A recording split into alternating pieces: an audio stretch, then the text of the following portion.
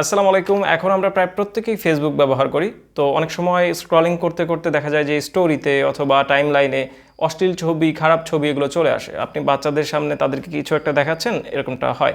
একটা খারাপ একটা সিচুয়েশন তৈরি হয়। তো এই যে খারাপ ছবিটা চলে আসলো, এটার একটা খারাপ প্রভাব বাচ্চাদের উপর পড়তে পারে, অথবা এমন একটা সিচুয়েশন আপনি পড়তে পারেন, একটা লজ্জার একটা বিষয় হয়ে যেতে পারে। তো সেই ক্ষেত্রে আপনি যদি চান এই খারাপ ছবি এবং অশ্লীল ছবি কোনোভাবেই আপনার ফেসবুকে, কোনো টাইমলাইনে হোক, স্টোরিতে হোক, কোনো জায়গায় না আসুক, তাহলে আপনি চাইলে এটা স্টপ করতে পারেন। তো কিভাবে করতে হবে চলুন দেখে আসি। তো এটার জন্য প্রথমে আমাদেরকে ফেসবুক যে সফটওয়্যারটা রয়েছে সেটাতে আসতে হবে। তারপরে আমরা সেটিংসে যাব, এই যে সেটিংস অ্যান্ড প্রাইভেসি এটাতে যাব।